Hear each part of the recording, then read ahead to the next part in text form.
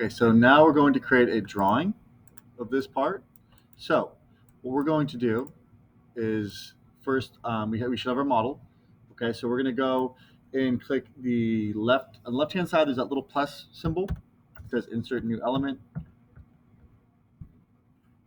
Click that button and click Create Drawing. Now we're going to update some things here. So click Custom Template. On the right hand side, our border, click Do Not Include. Our title block, click Do Not Include. And on the left-hand side, we're going to change the size here where it says size A. Change this to size C. It'll be a little bit bigger. Okay, and click OK. So we're going to create the orthographic drawing, right? So we are basically going to create this drawing here minus the detail sketch. We're going to show the top, the front, and the side. It's going to look a little different than this orientation here, but I'll walk us through that. So here's our paper, or here's our drawing, okay? Now, these are all going to be two-dimensional aside from the isometric in the corner. So this is our part assembly. So what I want to do is click Part Studios. There's 3 tabs here. You might have to click the one on the left. It allows you to click your entire drawing. So click your Part Studio, and you'll know you have it because your cursor looks like these crosshairs.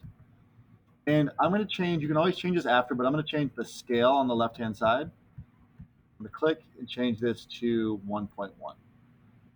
If you lose this at any time, if you lose your part, up on the left-hand side, it says Insert View. Click Insert, and you can go back to that window there and click Part Studios.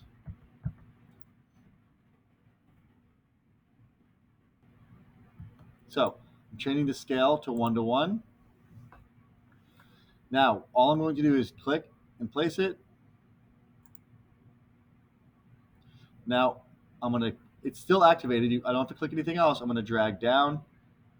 And there is, it shows you the views as you drag. So I'll drag and drop. Now what I have to do is click again. I'm going to reference this first one that I dropped and go over to the right. Now what I can do is if I hit escape, clear my cursor, I can now click and move these into a different orientation to show them maybe differently if I want to.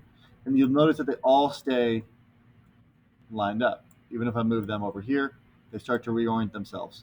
So they're all on the same plane. Want to keep them on the same page. If this page is too small, what we might need to do is change the scale. So I can double click on a drawing if I want to do this and go from scale from 1:1 to 1:2, and it will shrink all of them down. I think we're okay with 1:1 for now.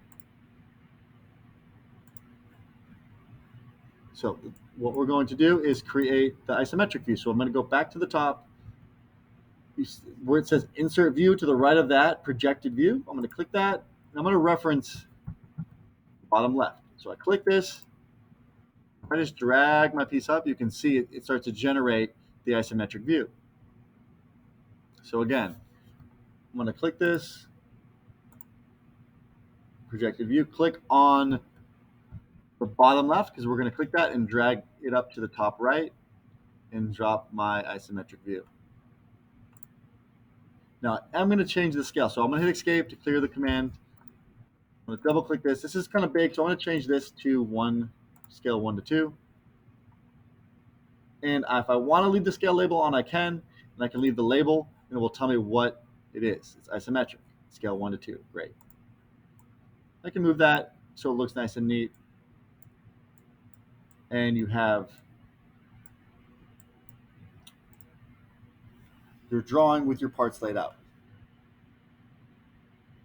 So the last thing we would have to do is dimension this, right? So you dimension everything except the isometric view, and you don't over-define. So what I'm going to do is I'm kind of looking at this, and I'm deciding what I need to dimension, right? So I'm going to click D for dimension, or click the icon that says dimension, and I'm going to click pieces, right? So I can do the length, 8 inches. I can get the width here, 0.75. I might dimension this piece here as 8. I don't need to do the width here because we know these are both 0.75. All right, so the length and width are determined. We need to determine the height. So I might click in dimension here. I do not need to write the same dimension over and over. So I don't need to write the dimension for the height on all these because it is right here, 2.625. Now, these are kind of small. These numbers are hard to see. So on the right-hand side, there's a drawing properties. It looks like a little wrench. If I click that, I'm going to change a few things. I'm going to the units or inches, fractional. I'm going to change them to fractional instead of decimal. Precision, it's fine as is. You can always change this to 1/64 of an inch. It's not an issue right now. I'm going to make it a little easier to see. So I'm going to go up and toggle back and forth to the dimensions window here. So I can click. You can see where I'm clicking. I'm going to change the text height to maybe 0.2. Makes it a little bigger. I'm actually going to make that 0.3. There we go. A little easier to see now. All right. So to get rid of this window, I'm going to click the wrench itself again. Closes that. So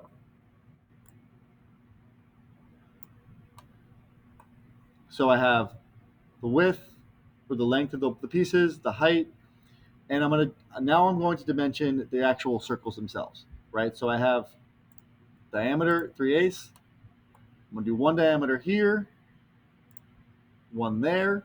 You don't need to do both of them. And then I'm going to set, we know these are symmetrical, you can tell.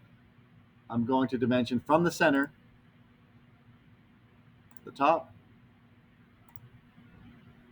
and then from the center here to the side. And you can hit the escape key to have your normal white cursor. You can click and drag these to kind of clean the dimensions up slightly, make them easier to read. So we know that these holes are 3/8 from the side, 9/16 from the top, and they're symmetrical. So I only have to dimension one. Now I want to show the hidden lines. I need to know how deep the countersunk holes are drilled. So what I'm going to do is right click on this drawing here, the drawing that I want to show. Where it says show hide, I'm going to say show hidden lines. And it's going to show, you can see how deep the countersinks are, and we're going to dimension these. So hit D on my keyboard. I'm going to dimension this line from point to point. It's 1/8. And I'm going to dimension from here to here, and that is the pilot hole countersink. So I have all my dimensions there. So now looking at my piece, I have my isometric, my top view, my front view, and my side view. And you can see here, everything's dimensioned and it's not overdefined. So this is how you create a drawing of the butt joint.